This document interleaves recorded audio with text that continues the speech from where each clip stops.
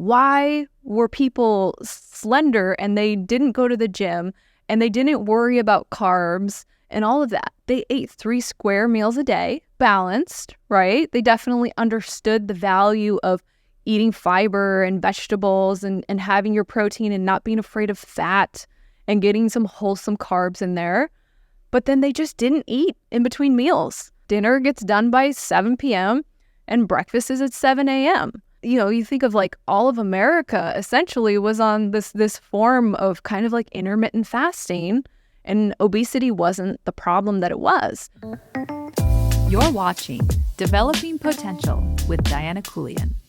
Hi friends, welcome back. Today we are going to dovetail off of last week's topic, which was really, why aren't you able to lose weight? And so we came to this premise that really weight loss comes as a result of lowering your insulin levels. Boom, mind blown. It doesn't have anything to do with calories, folks. The whole point of weight loss and weight gain is insulin, lowering your insulin. So today, we're going to talk about how do you do that? How do you lower your insulin, and what does that even mean? And friends, I have spent the last 2 years working on a book with Dr. Benjamin Bikman, who is a scientist, and what he does is he studies insulin resistance, which all of that sounds super confusing.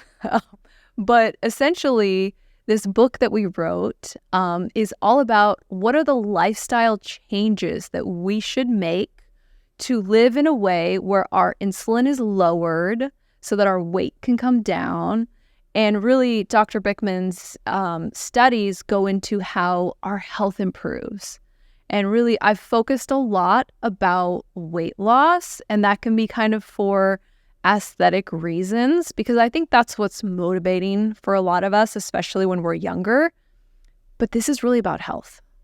And what's really cool is that when you start to lower your insulin levels, all of your organs function better. Like all of the non-infectious diseases, cancer, heart disease, diabetes, like there's so many different diseases that are commonplace now that get reversed, that go away when your insulin levels are normalized. And so that's like this amazing, extra gift that goes along with like, oh, I'm at a healthy weight and I feel good. It's like, wow, my body's healthy. Like, I can get behind that. But how do we do it? How do we start to lower our insulin? And like I said, Dr. Bikman and I have written an entire book about it. So this is a big, meaty subject with there's lots of things to do. So today we're just going to have a conversation about just kind of giving you some ideas and some insight onto really what you can do today, now in your real life, to start to lower your insulin.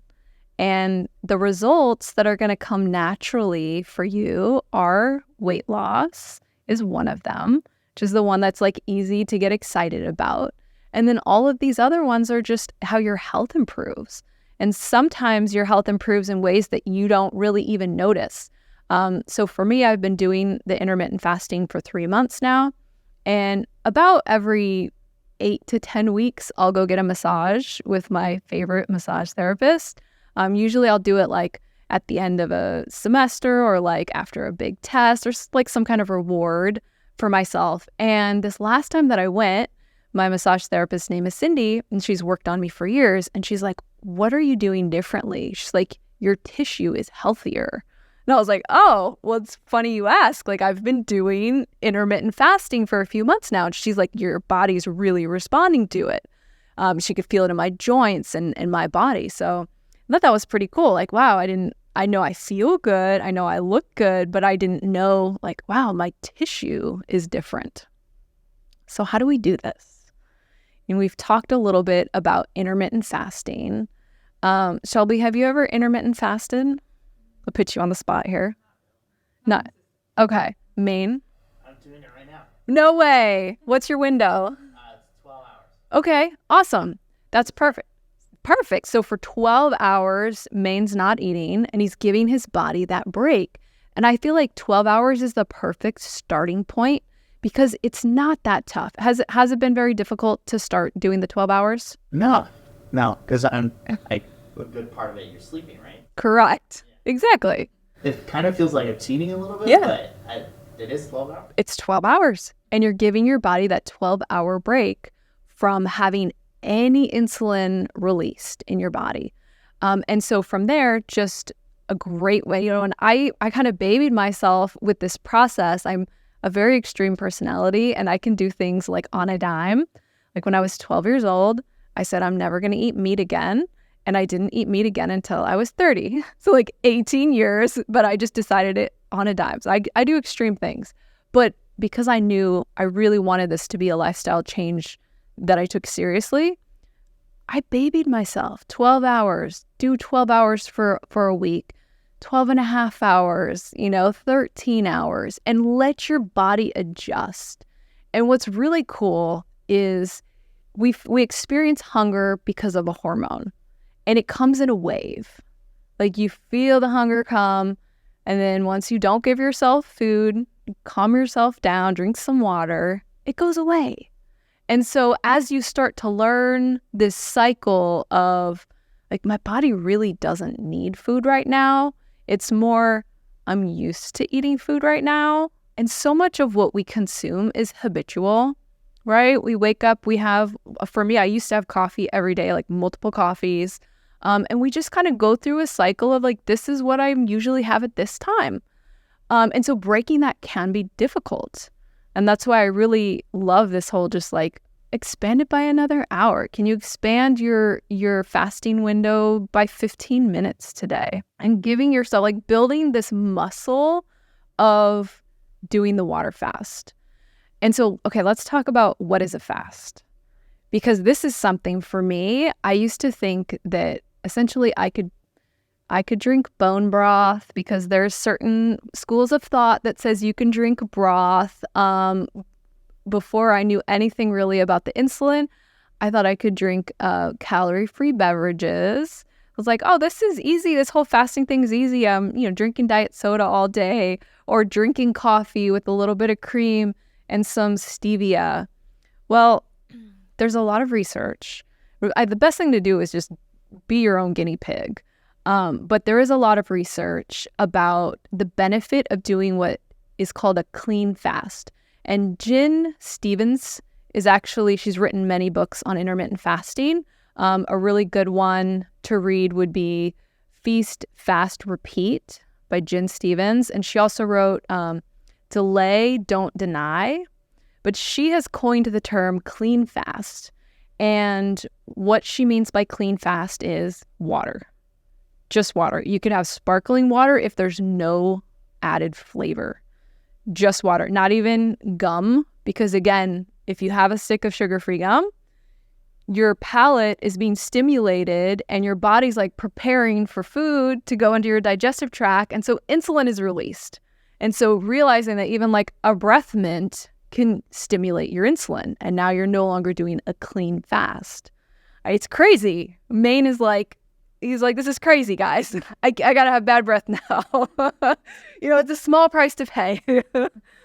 So yeah, a way to start controlling your insulin, like we've established, is really just to take a break from food and try to build this into your lifestyle to where by gradually increasing that fasting window, getting your body accustomed to just water, which actually makes it easier because when you're not taking in things that are flavored or sweetened artificially, to then get your body into digestion mode and then no food comes and now you're really hungry. And then the stomach gets like angry hunger, right? Versus training yourself that like, nope, it's just water. And for me, since I'm like on month 3 of the 20-hour water fast every day, I don't feel any hunger until like 5:55. And I know when it's about to be 6 o'clock, like without even looking at the clock. I do have an alarm on my phone every day that's like, your eating window opened, which is like, woohoo, 6 o'clock. And it's like clockwork. Now my stomach starts to like rumble, like, okay, what are we going to do? Can I have an apple? Let's do something, right? So that's a simple way, right?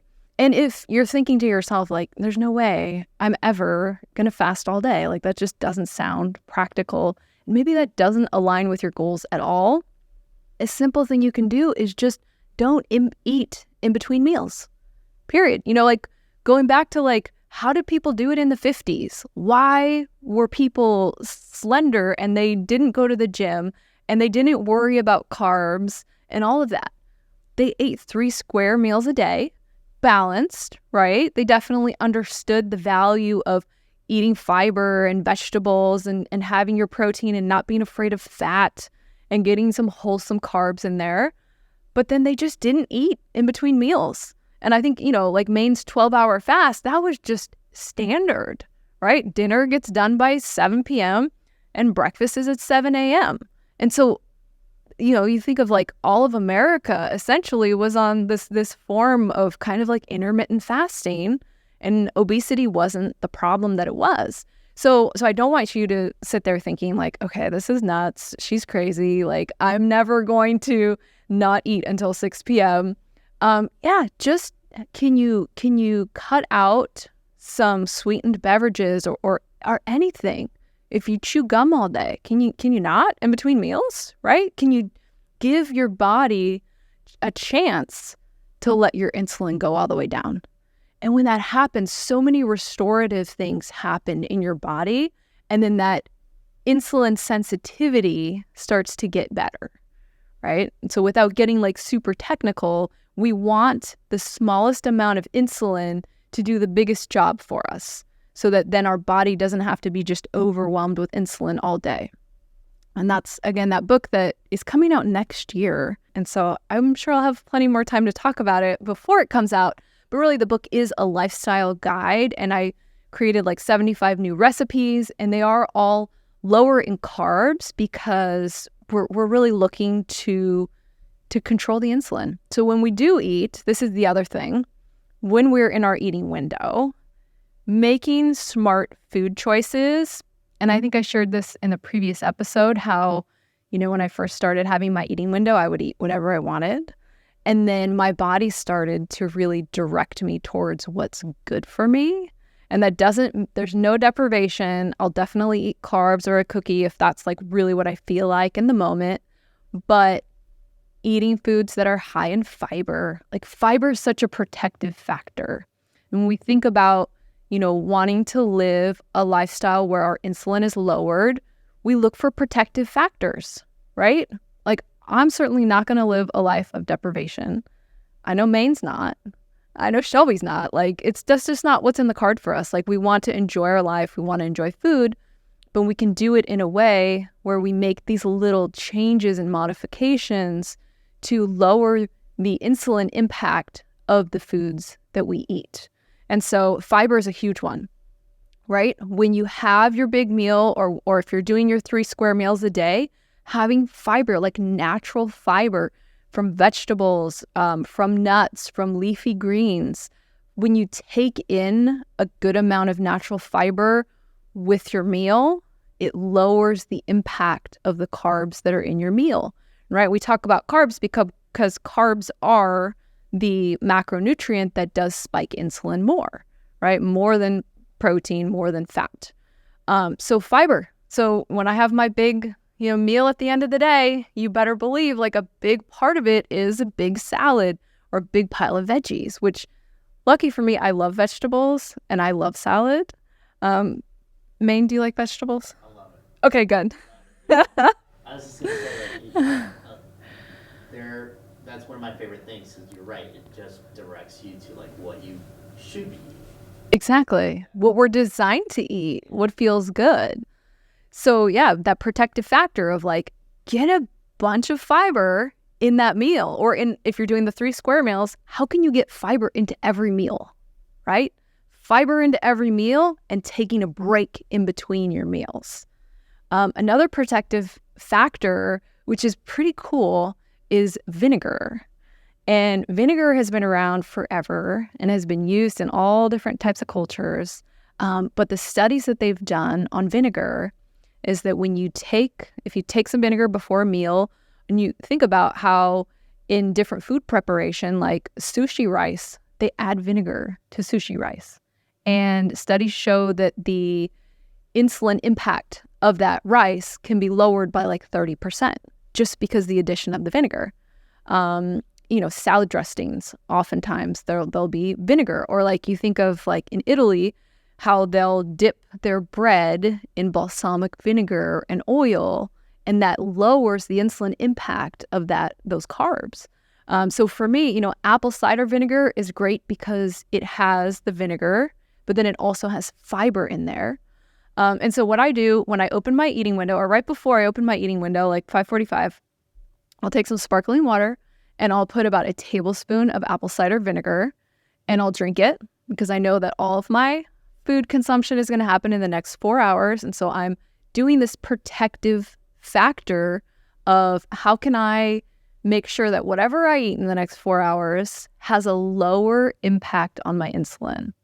So the vinegar plus adding the fiber to my meals, it's just extra ways to move the needle in your favor when it comes to the amount of insulin that's circulating in your body. It was kind of cool.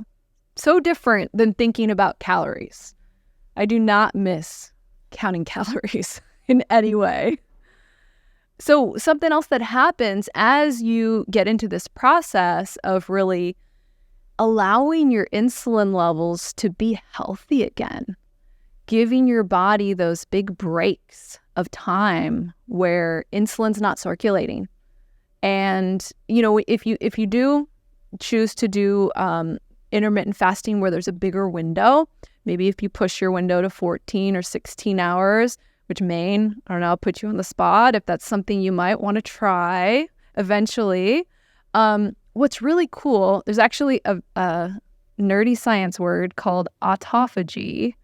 And autophagy is really when your body is cleaning out your cells. And so your cell health starts to improve, but your body needs a certain amount of time. And I want to say it might be 14 hours, something to that effect of once, you haven't been digesting anything for that long, now your body gets to start cleaning things up. And I think that when my masseuse was like, hey, your tissue feels healthier, I'm like, oh, it's all that autophagy that's been happening in my body during my 20-hour, fasting window. So that's pretty cool. Another thing that happens. And so as your hormones start to stabilize and to be healthy and your tissue's more responsive to the insulin, so less of it is being released, and your appetite hormones are just more dialed in because they're not having to work all the time, right? They're getting these breaks. So then when it is time to work, it's like, okay, eating window, they work more clearly. And so one of these ways that you realize that is that you start to feel full faster. You're more connected to when you're full. And that's something that's really important, right? Knowing when you've had enough food and knowing when to stop eating and feeling comfortable and good about the fact, okay, I'm done eating right now. But there's this whole process called appetite correction. And it definitely takes a few months. And that's why, I've kind of approached the whole thing with the mindset of like, I'm going to do this for a year and a half and I'm going to see how I feel. And, 3 months into it, I'm so excited that I'm talking about it with you today, and hoping that more and more people can really just get the freedom that I'm experiencing, and hope, right? We talked about the struggle of gaining weight and feeling like you're at war with your appetite and your body.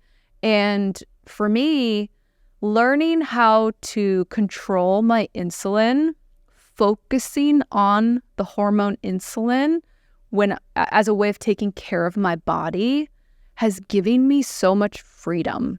It's almost like I'm valuing that feeling of freedom more than the number on the scale.